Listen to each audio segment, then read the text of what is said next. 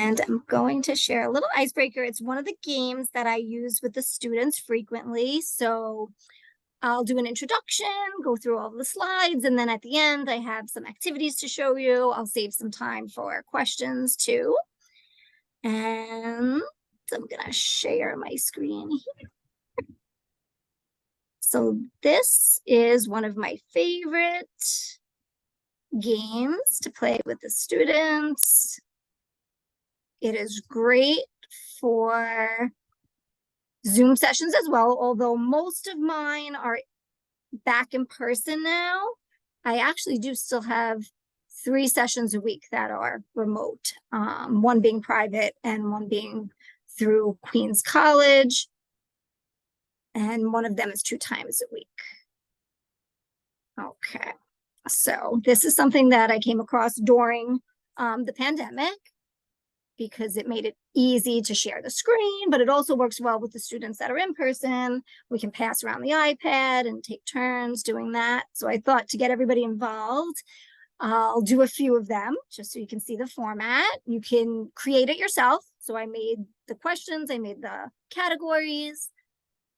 And so if you want to participate, you can yell out the answer, you can type it in the chat, whatever you like. And I'll take a peek at those. So first one is the easy one. What is your favorite color? So I start off easy to get the students, feeling confident and successful. And answers will vary on that one. Mine is purple. And then we'll go with least favorite. What is your least favorite school subject? Again, answers will vary. So growing up, my least favorite was math. It was the most difficult for me. Loved physical education because I almost became a gym teacher before this. And then I took one speech class and that changed it all. So I like reading and all of those. Another one. It's a great one amongst the students. Would you rather have a brand new iPhone or a brand new iPad? Currently, I would say iPad because mine does not have any room left or storage, so I can't download anything.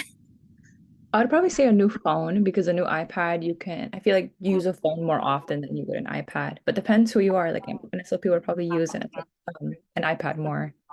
Yes, and that was going to be one of my other reasons. It's more portable, the phone. What is your favorite class at Queens College? It's actually unrelated to being an SLP, but I took an ASL class my sophomore year and I really liked it. I was able to get to kind of open up that world and learn like the basics of sign language. So that was really fun. Oh, that's great. I actually want to take American Sign Language. I know some signs and gestures, but I've never taken a course. I think that It's would be really fun. excellent. I always recommend it to people. Oh my gosh. And I would love to attend one at Queens College. I'm there very often as well. Amber said creative writing. Oh, excellent. I love that. I love writing. That will come in So, handy for like the personal statements and those. yes, definitely. My favorite was actually phonetics. That's what got me hooked to speech and language. Was my first class that I fell in love with, and skiing was my gym class. Anaya said intro to Yes, communication disorders. very nice. I'm a big fan. Yes. Let's see. What is your least favorite class at Queens College? We had one more response for favorite class, and it was Oh, yeah. dance and abnormal psych. So it's really interesting, like 2 pretty different classes. Yes, I love that response. I actually really loved child psych too when I was there. I'm a psych minor. Oh, wow. Very handy. Yes, brings back a lot of memories now.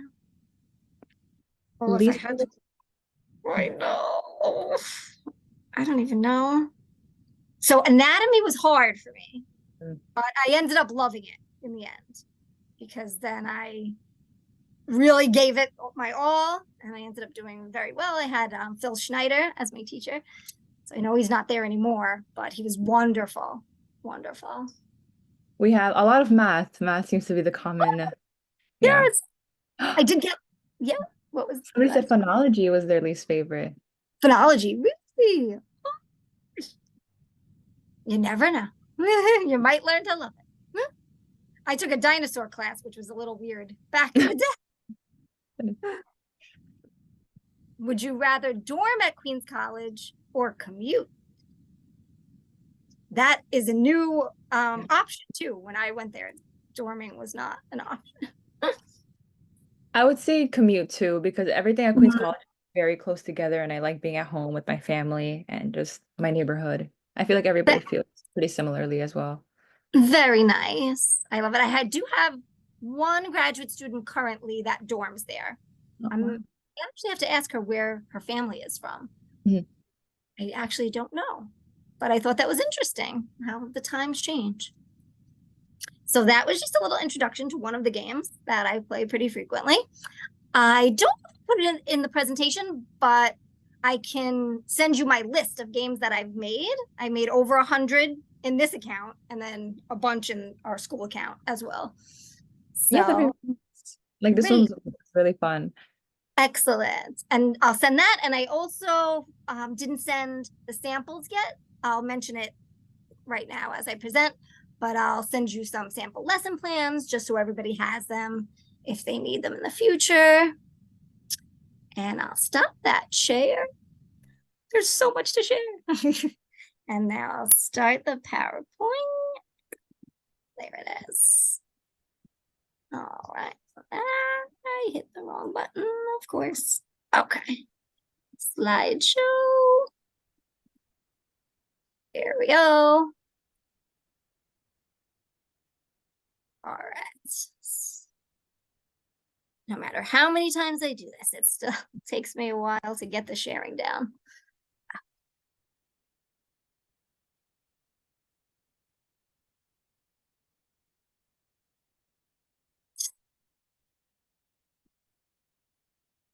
See if that works. Great. Can everybody see that? Yes. Excellent. Okay. So the title is A Glimpse into the Life of a School-Based SLP. Just so I'll take you through a typical day, tell you a little bit about the school and the students that I see. Okay. And a little bit about me.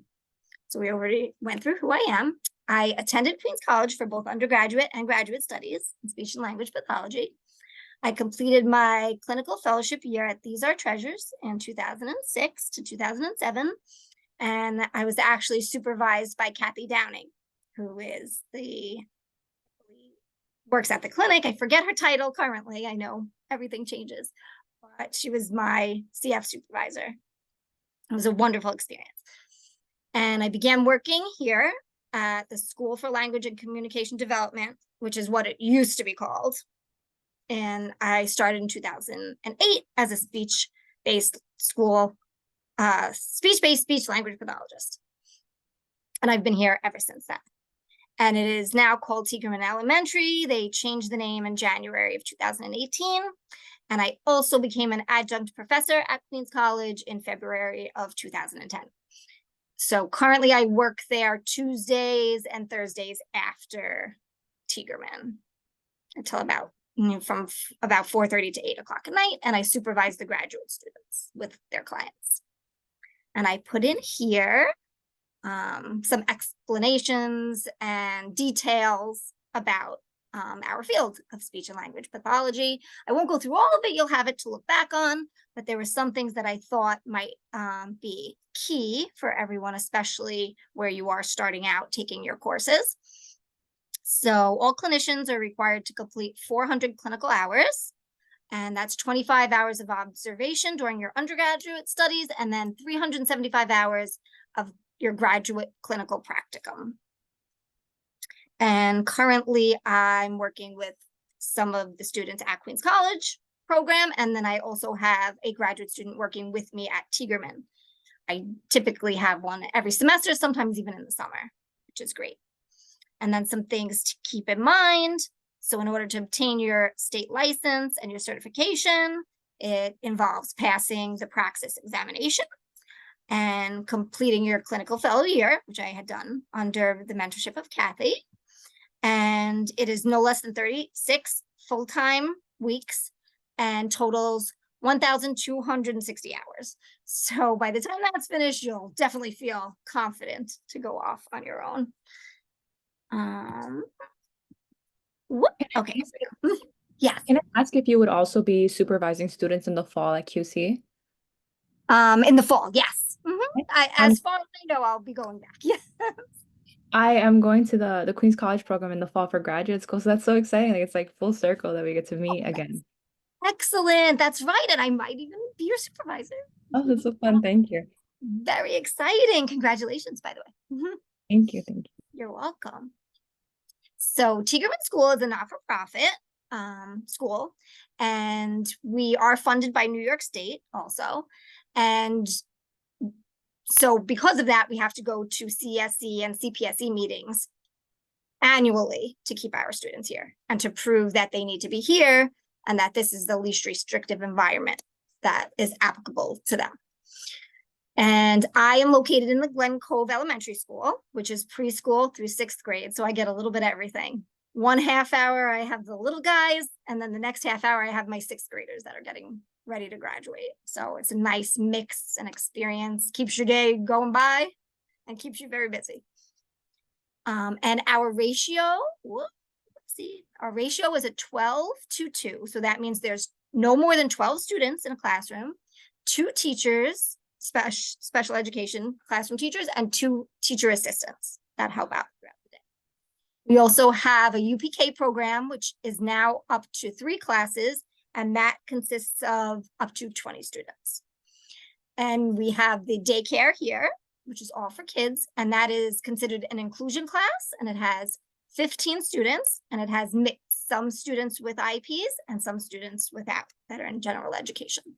And we have extended hours from 7:10 a.m. to 5:15 p.m.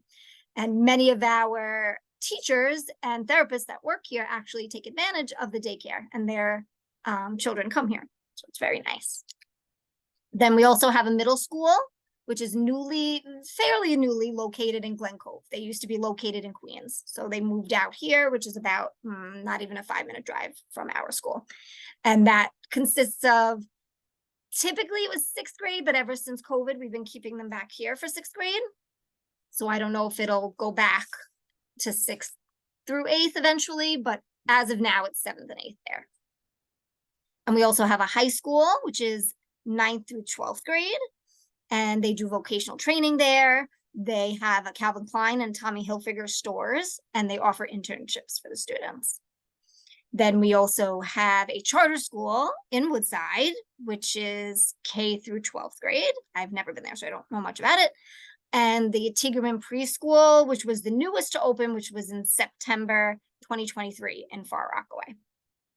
And we also have an adult and residential service that serves Long Island and Queens. And that's our website. So if you want any other information, you can find it there. So the new school year begins. We return prior to the students before Labor Day for our staff development, which consists of trainings in different areas and presentations.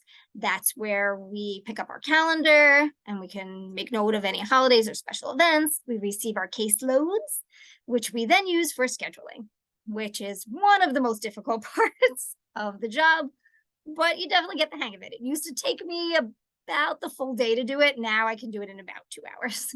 So you definitely get used to it, but there's a lot of things that you can't take them out of, and you can't pull them from the same class more than twice, sometimes more than once. And I have a little slide on the scheduling too, so you'll get to see it in action. Then we also review their IEPs, meet with the new classroom teachers or ones that you've worked with in the past, set up your therapy room. So just I'll take you on a little bit more of a tour of mine, but there we go. I don't know if you could hear the fish in the background there. I do have a fish tank, which the students love.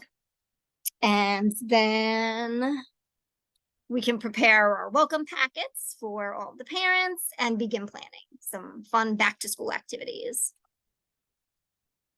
And when doing the IEP review, these are some things to keep an eye out for, is the frequency and the types of services that are provided. So at Tiegerman, we provide either individual pull-out sessions in my therapy room or the other therapist's room, individual push-in sessions, which are provided one-on-one in the student's classroom to try to work on carryover and things that they're working on in the classroom. A small group pull-out, which would take place in my room, which is a max of 3 students.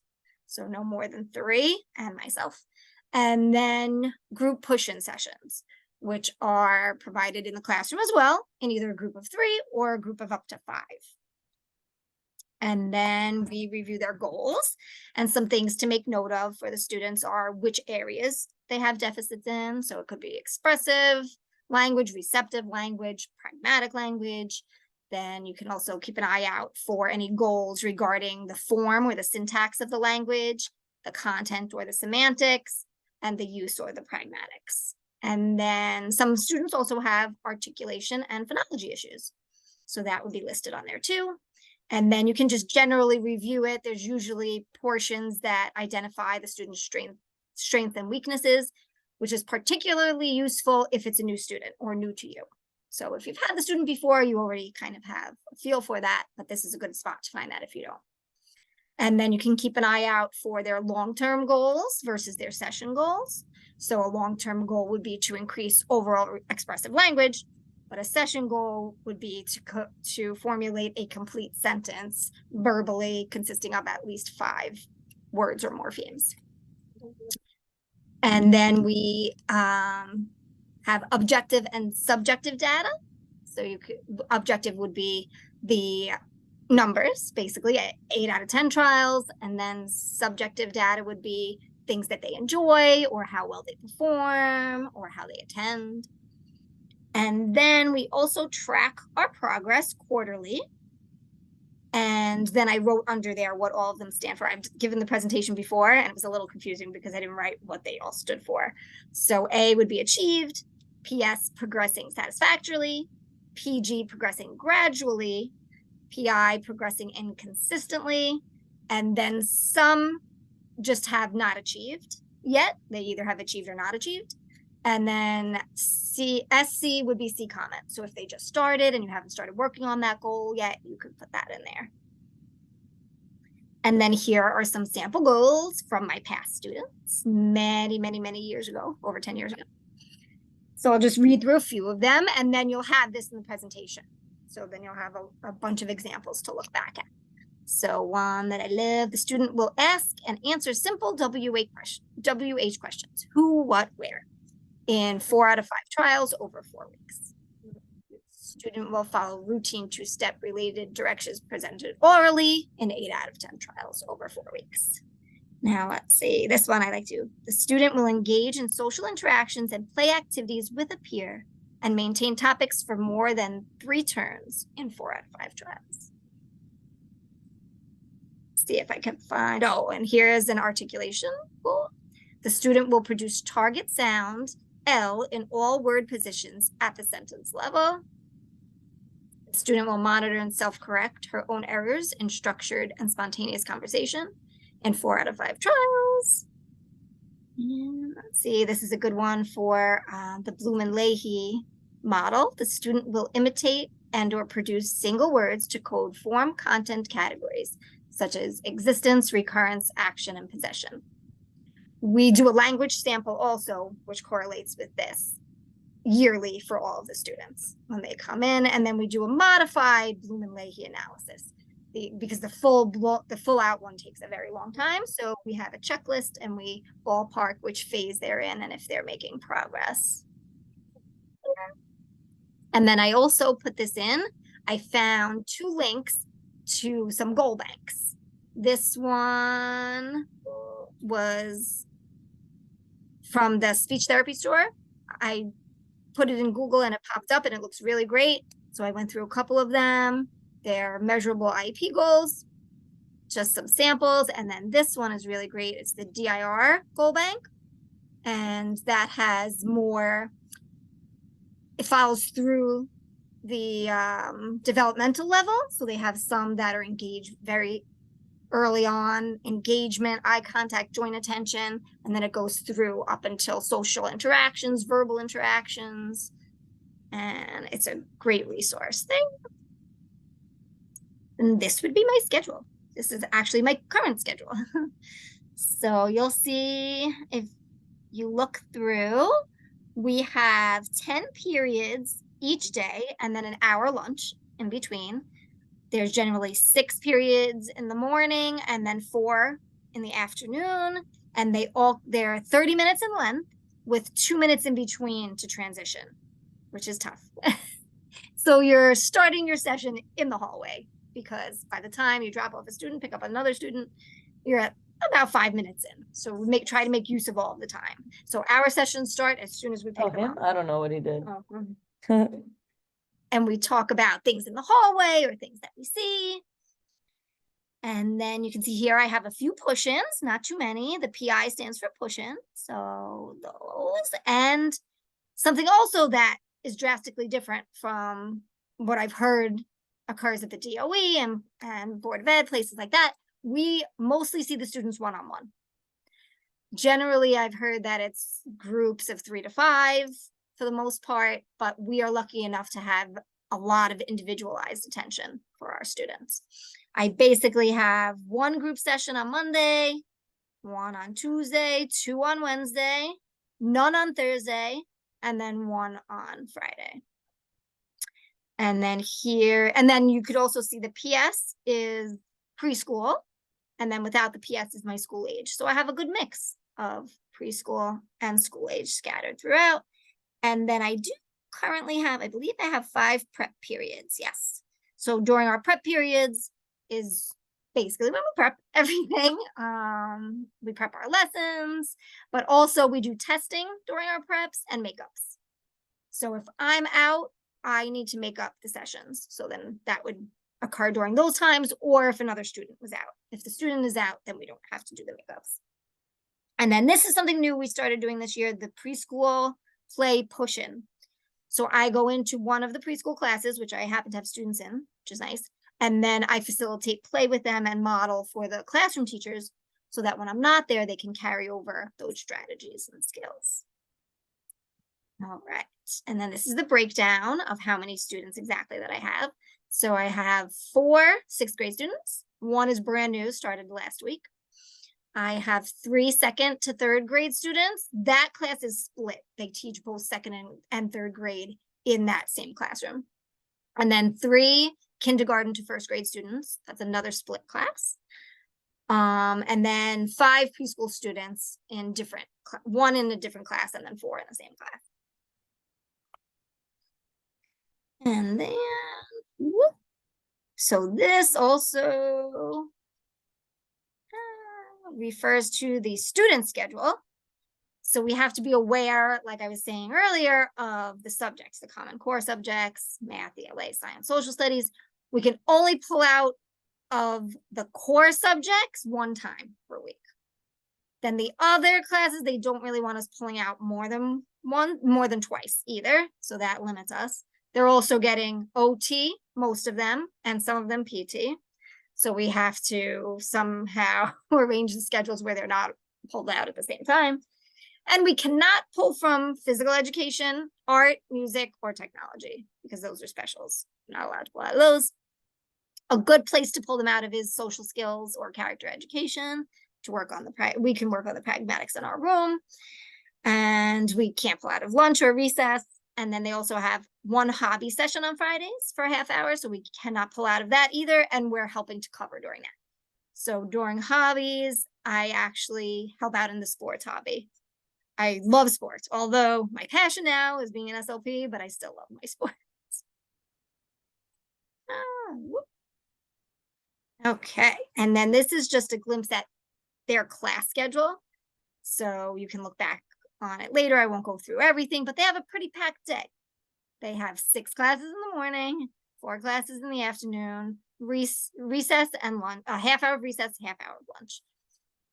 And then you'll see the bolded ones are the classes that we cannot pull out of on there. And then at 2:46, we start busing. It's like homeroom / transitioning to busing, and that's when they get ready. So I'll go through the quick. highlights on here. Our day starts at around 8 a.m. So they really want you to arrive between 8, no later than 8:15. If you're later than 8:15, then you have to make up the time. And that's when we have conferences with the parents, conferences with the team. If you have anybody with a behavioral intervention plan with severe behaviors, then you would have those meetings then. And our first official session starts at 8:30. And that goes till 9. Then they add on the 2 minutes after every session. So some of the start times are a little wacky, but you get used to it. So one session goes from 9:34 to 10:04. But used to that schedule pretty quick. Somebody And had a, yes. somebody had a question in the chat. If you can only pull them out of the core classes once, when do you pull them out then? Good question. So during some of those social skills, usually we get to schedule first. So I usually do pull them out of math once, reading once, phonics. I do try to pull them out of more speech related ones, because then we can take some of the work with them too and work on that to help out the classroom teachers. It's really like a great team effort. And when you're all working together, then they help you, you help them. And somehow it always works. I don't know how. Sometimes it takes a lot of redoing. I've been there and had it down to 2 slots left, and then it didn't fit. And I had to redo the whole thing and try to pull a different kid out of that. And like I said, that IXL, that's a computer class. You can, that's not technology, but it's when they're on their iPads, you can pull out of that. And there's no explanation, but somehow it always works out. Sometimes you might have to ask one of the other SLPs too, which we have.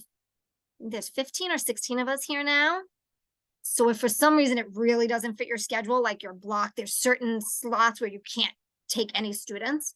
So you can maybe switch one of your students with somebody else. You have to ask permission, of course. But if there was ever really a significant issue, then our supervisor's great. She would help you work it out. And then, so as I had said before, the morning consists of 6 sessions and the 2-minute break in between, and then lunch. So speaking of lunch, that's when you can complete your log notes from the morning sessions, check your emails, finish any paperwork, annual reports, and then plan for your afternoon sessions. If you haven't already, can meet with your other SLPs and coworkers, brainstorm ideas, and you can eat lunch.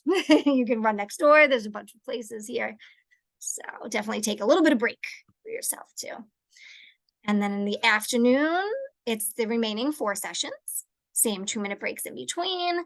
At the end of the day, you would make sure that students pack up and bring their snack. They have a morning snack first thing and an afternoon snack right before they get on the bus. And the last session ends at 2:46. You would bring your last student either back to their classroom or to busing, which is in the gym. And then you can clean up your materials, plan for the next day. That's when we also have a lot of school-wide meetings in the auditorium. And you should complete your log notes. I don't always get to complete them at the end of the day. Then you'd have to finish them up at home or by the end of the week to input them in. And then there's different programs where you put the log notes. There's intranet, easy track, frontline.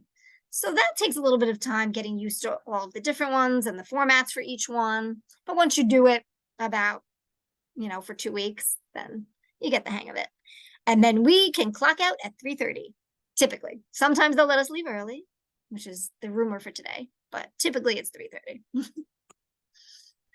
And then this is what I was referring to. I'll forward the lesson plan examples so that you can look at those. We are not required to do a lesson plan for every session here. We can, if it helps you to organize yourself. We are required to do it for our formal observation by our supervisor. But you could also make a modified one, write down some ideas for the next session. But it's good to have an example because I know you'll probably be writing them in grad school, in your futures. And then the key parts that I like to include are the goals that you're targeting, list of materials that you need, the procedure, and that would be in paragraph form, explaining what you would do, prompts you would use. And then these were some that I've added on recently in the last few years. So any modifications, if your student has difficulty, how would you change it so that you would have ideas in your head and wouldn't feel stuck? And then extension activities. So something you can connect it to for the next session, or something you can send home that they can do. And then a rationale for your goals or your approach. And then key aspects of a typical session. So like I said, the session begins as soon as you pick up your student. Make use of every single minute that you have with them. And some students may need reinforcers for transitioning. So they might need a squishy toy. So you can take the squishy toy with you in the hallway. Some might like stuffed animals. So you can bring the stuffed animal with them and make the transitioning easier for them and for yourself. Then once in the therapy room, begin by introducing your lesson or your schedule, because sometimes I have several things planned. Provide clear instructions, review any concepts or vocabulary, provide examples as needed, follow the procedure that you have in your head or in your lesson plan, and then allow for flexibility based on the child's attention, performance, and interests. Provide choice. I love this one. Provide choices during the activities, because then the students don't even realize that they're working. You say, do you want to do this game or this game? And then they feel like they're leading it. So they're more likely to meet you more than halfway. Use heightened affect to engage them and maintain their interests. Incorporate their likes and interests. So while playing the Jeopardy game, use some characters that they like. I actually I'll come back to this, but just it applies here too. I'm going to show you some of the materials. So we were working on who questions, and I know the characters that the student likes, so I included those on the paper. And I did some general ones, so we do have a doctor, but mix it up with some things that'll keep them interested and that they're successful with. Okay, and then make sure to make a note of objective and subjective data for your log notes or SOAP notes. So we do have to do that for every session. Let's see if I have one. Show you guys there. My chicken scratch is a little messy, but and it is one of the most difficult things to do, is to record the data while you're doing the lesson and holding their attention. But I typically try to do it for part of the session or part of each activity. So maybe do the first 5 minutes of each activity or the first 10 minutes of your session, and then you can be fully engaged with them after that. But that's an example. So during every session, I record some of the data there. I'll make some of my tally marks over there. This one was a spelling test, so that was pretty easy. I just wrote down all of his responses and how many he got right. And then frequently we end the session with either a preferred activity. So I said, okay, you have, it's usually 3 or 4 minutes of free time, or you pick the game, or a lot of the students like the sticker. We have sticker charts in the classrooms and in the therapy rooms. And my little preschoolers just like the sticker. They'll pick out 2, put them on their hands, and transition back to class. And then here's my little Zoom slide. So on March 13th, 2020, Tegerman School shut down in person due to the pandemic. And it is when I learned all about Zoom. Within 2 weeks of closing, we moved directly to teletherapy for all of our sessions, for all of our students. So it was full time. So the students got to see a lot of my apartment. And it's great because it gives us a new opportunity. Even here, we can meet through here, but it took a lot of getting used to, and a lot of adjustment versus the in-person and the teletherapy, positives and negatives. And but it's another option now. So they were given iPads and laptops to take home, and we obtained permission from all of the parents. And then I just had some helpful hints, because I do still provide some therapy there. You can utilize many of the features, screen share, websites. You can hold up the iPad screen while you're on the Zoom and play games on that. You can use your iPhone. I've done that before. You can use a whiteboard, use the annotate on here. And then technological and Wi-Fi issues happen. Don't stress out. Everybody understands at this point. And call IT when you need them. And now this is the sample log note. Again, I'm not going to read through the whole thing, but just so you get a gist for it. That was the date, the initials of the client, and then you'll see there's the objective data in there. I referred to the types of activities that we did. There we go.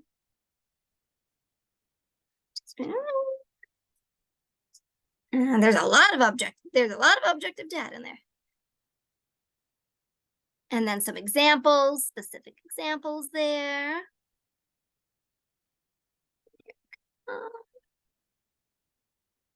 And there's another one. I put in a bunch of them. This was, so sometimes I use trials and sometimes I use % of accuracy there. And then if I use a book, I like to put which book it was. So then I can refer back to that. Let's see if there's any preschool ones too, or a group. Whoop. So this one is a group 1. So then I commented that he transitioned with his peers. Anticipated followed directions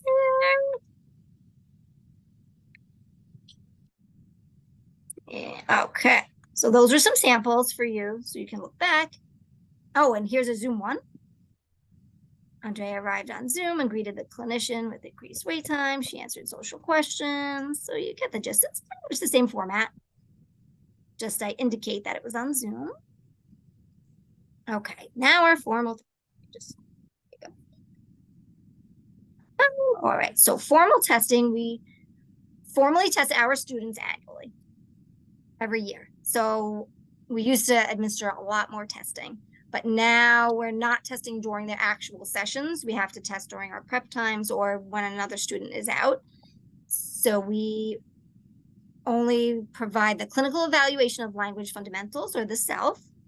We do the modified language sample, the Goldman-Fristow if we observe articulation errors and it's necessary.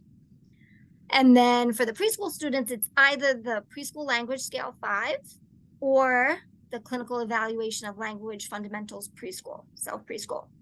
The PLS 5, if the student performs higher and is borderline, then we would give the self. It's a harder test. So the PLS 5 can sometimes give inflated scores. So if we think that they're going to do well on that, we would give them more difficult tests just to prove, you know, that they need services, that they still need to be here. If they do, if they don't, then they get discharged. Okay, and then we share the information with the team during our internal review meetings before the CSE or CPSE, so that everybody at school and the parents are on the same page with recommendations. And we write the report, which is also sent home to the parents and presented at the meeting. And we make new goals as well. I haven't done this in a while, but we also occasionally do screenings here. So if a new student, prospective student were to come, then I would meet with them for like 15 or 20 minutes, do some activities and make some notes about if I think they're appropriate for the program and some goals that I think would apply.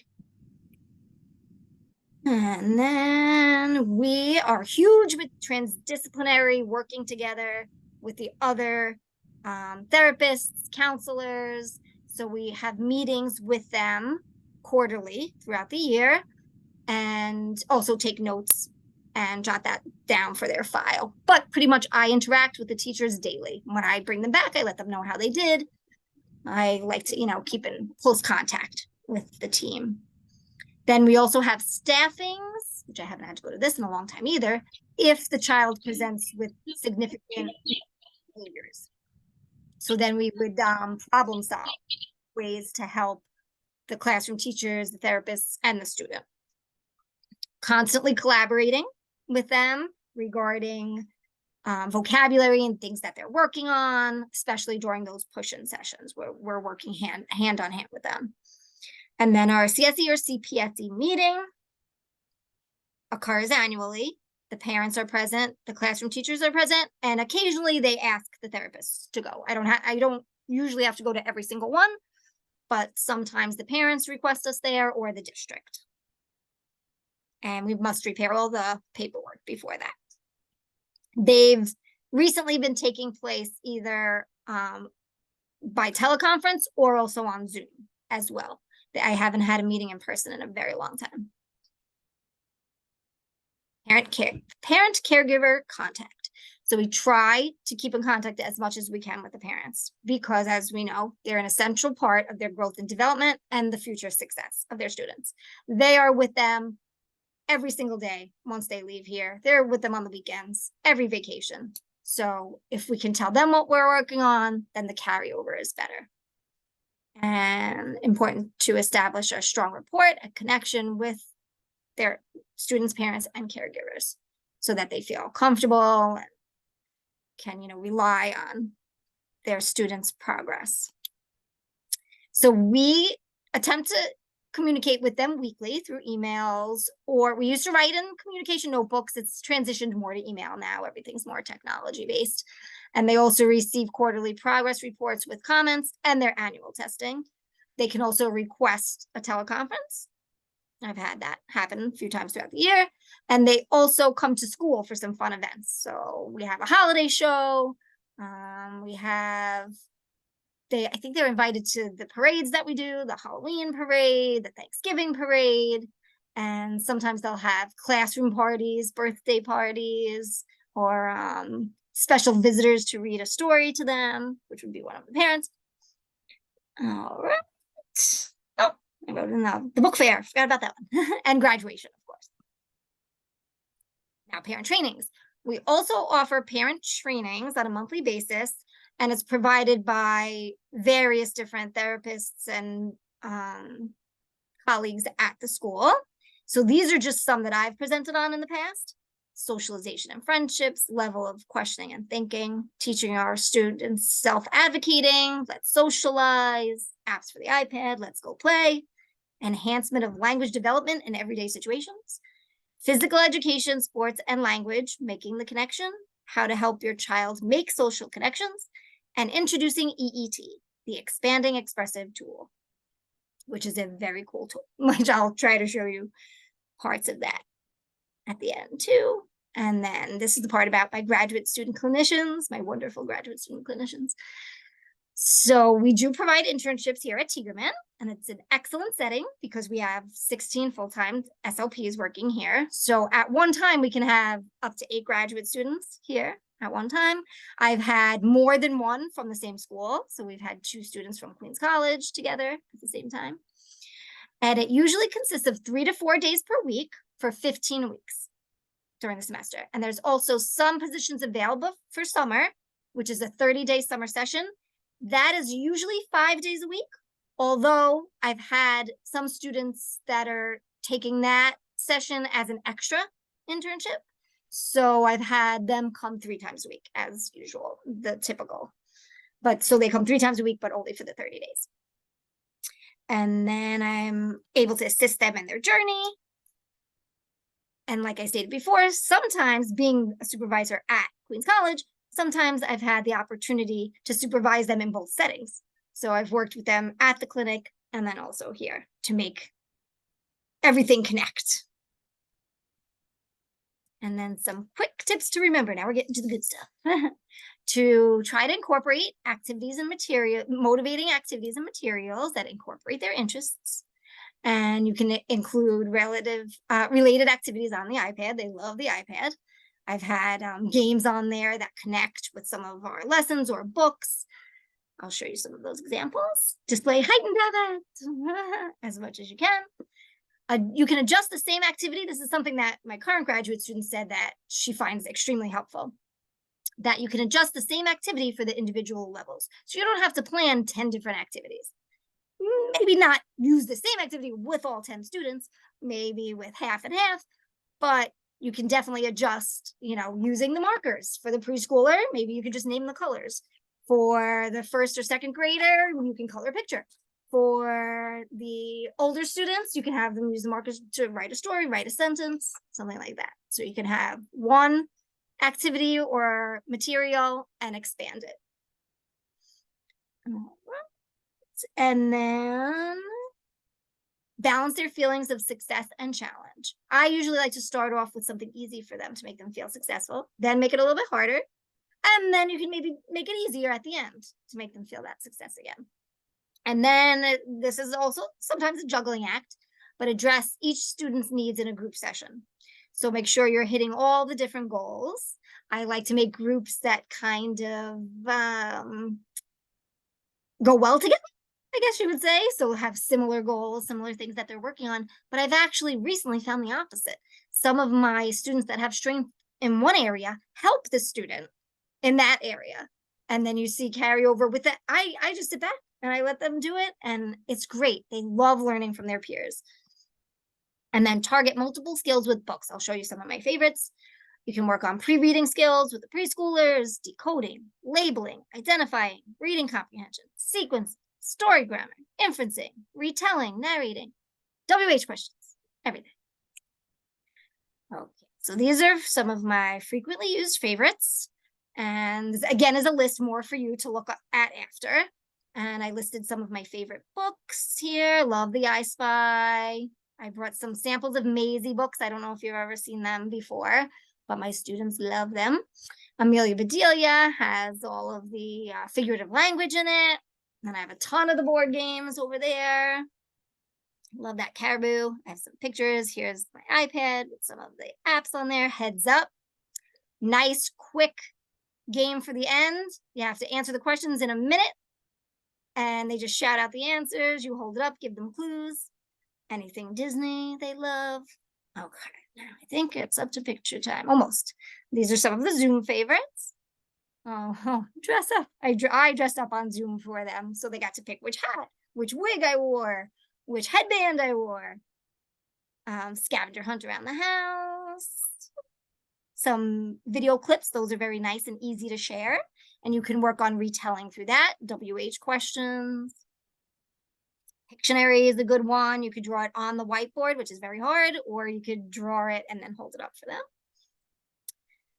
And then I made a list of some of my favorite websites for you to refer back to as well. PBS Kids is great. They're all familiar with a lot of those characters. They have some pretty good games on there. There's a monster foodie truck where they have to follow the sequences and make different food items, and then they deliver the food item to various Sesame Street characters. Highlights was a good one. Match the Memory, I love. It's card games on the iPad, and you can Google any topic and they'll have it. They have articulation ones on there. My students' favorites, Teenage Mutant Ninja Turtles, Disney princesses, and then they play the Match the Memory game, and you can ask them questions. Jeopardy Labs is on there. Oh, there's so I did put it in there. There's my link. I think it's well over 90 now. Ultimate SOP does require subscription, but that's, if your school has it, it's a great resource. And then I don't know if you've tried out Boom cards, but they are wonderful as well. Teachers Pay Teachers, Toy Theater, I haven't used in a while, but I did use that a lot during. And then ABC Math, I love. You might also need a subscription for that too. I had a free one, and I think it's still active. I think educators can still get it for free. And then here's some more popular apps. Heads Up at the top of my list. My Play Home, the students love. I'll demo that one later too. Hello Kitty Lunchbox. I love these guess the different things. Guess the restaurant, guess the shadow, guess the sound. They play a sound. They have to guess what it is in 10 seconds. And wrapping it up, I will now show you materials, sample lessons and activities, some pictures, recordings, and videos. Those will be at the end because we'll pause the recording for the videos. I have permission to share it, but not to record it. All right. And then questions and comments. So start thinking now if you have anything. And then my contact information is on here. This is my private email, and this is my email at Tigerman. So these are some old pictures. This is my old room. This is the room I'm in now, but And then this was the room I was transitioned in right when we came back. That's my sign on my door. These are their sticker charts up there. And I said, we love emojis. So one of my activities was to make the emoji. They got to choose, you know, the eyes that they wanted, the face, the mouth, anything that they wanted to add on. The black ones we did around Halloween to change it up. Different color, spooky emoji. And then these are, they have these cards right here. So these are my sequencing cards that I love. These are 3-step. So sequencing activities come in everything. I have the 3-step here. I have the 6-step over here as well. And then basically you can mix them up, have them put them in order. So first the children wait for the bus, then they ride the bus to school, and the children arrive at school. There we go. Sometimes I'll leave the last one off and have them predict, what do you think happens next? And for our students that have strengths in decoding, to help them formulate the sentences, you can have them read it on the back there. All right, and then these are the Maisie books. I'll show you some. I don't have this anymore. I think it's somewhere in my trunk, but the students love trains and cars. I do still have those puppets.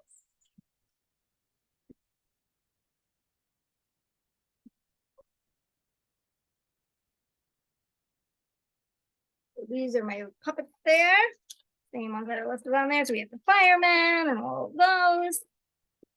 And then I printed out pictures to go with them. So you can find associated words. So the stethoscope goes with doctor. The book goes with the teacher or the librarian. The toys go with the baby or the sister. And things like that. So those are some visuals to add to our play. And then Caribou. This is an awesome game. If you can ever find it, buy it because they don't make it anymore. So like we find them at garage sales and things like that, but you hardly ever find it with everything in it.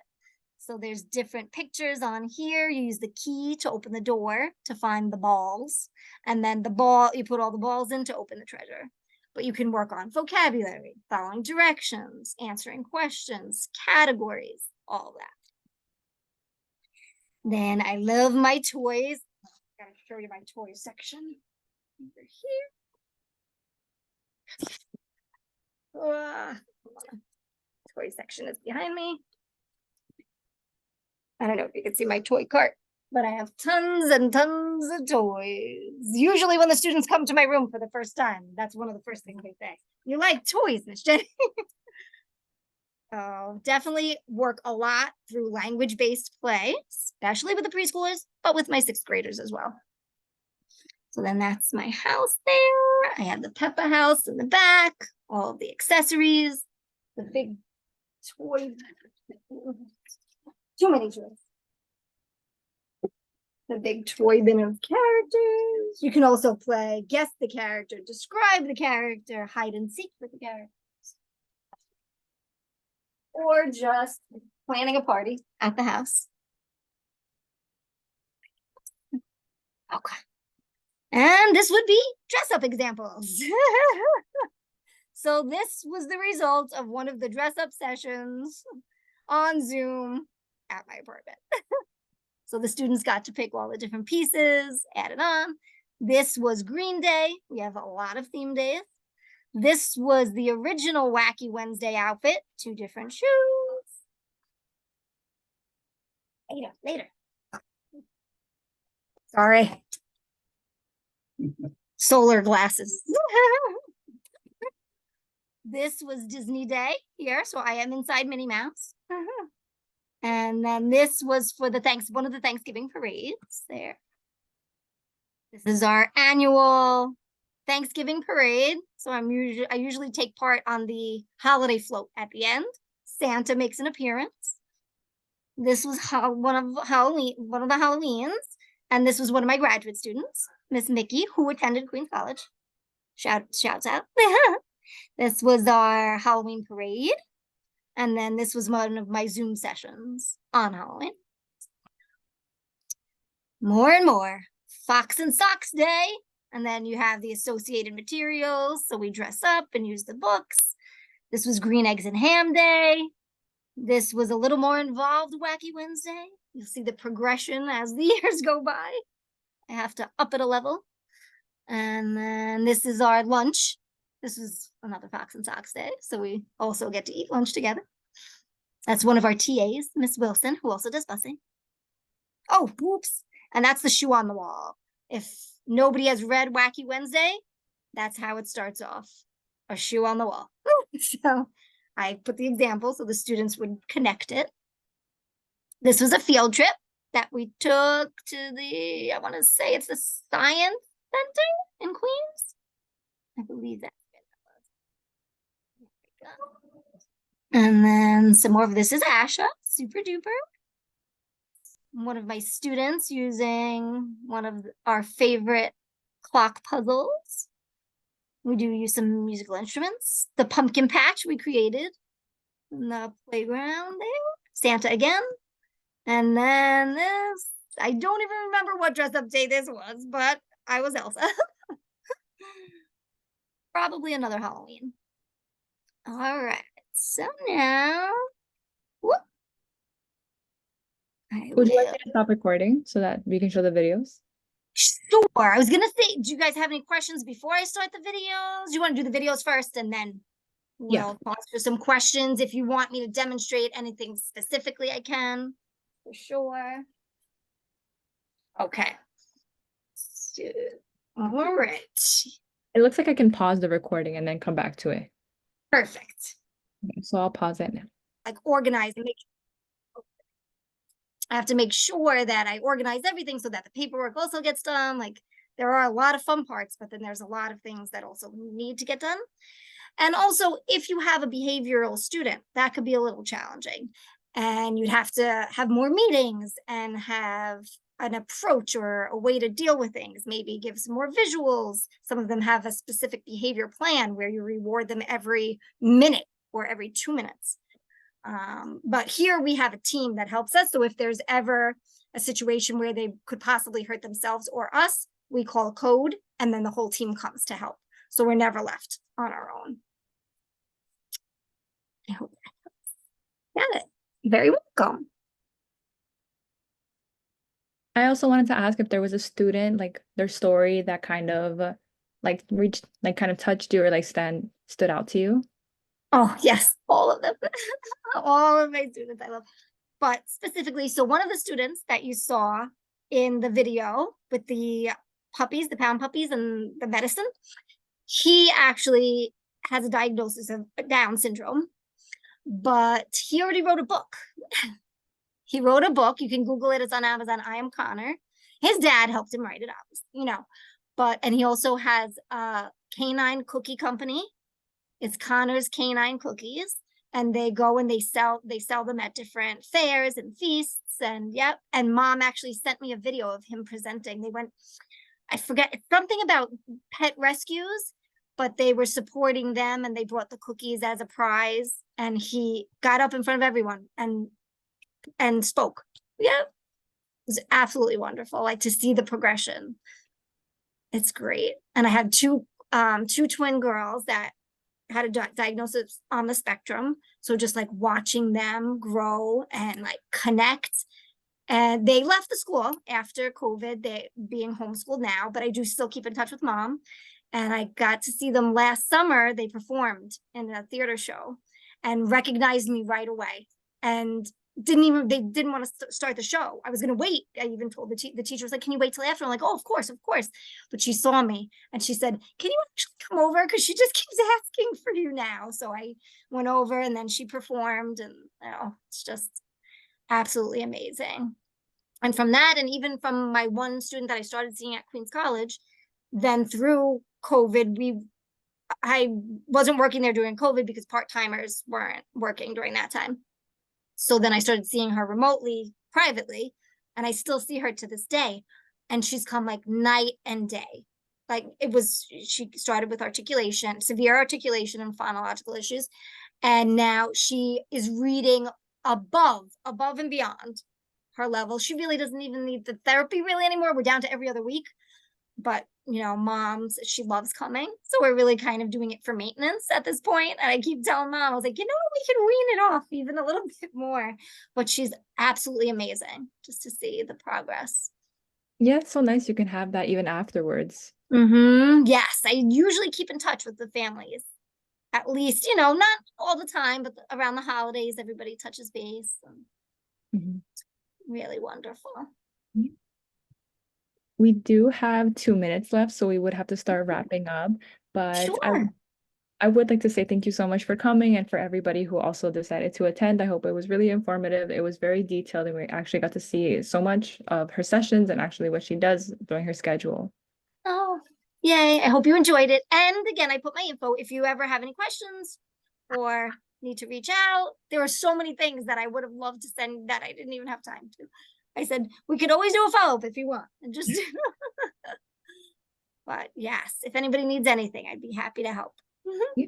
Well, all the information was really great. Thank you. Excellent. You're welcome. I'm looking forward to seeing you next semester. Yes, me too. Thanks. Do you want me to sign out? Yeah, you can. Everybody Okay, can great. say Okay, great.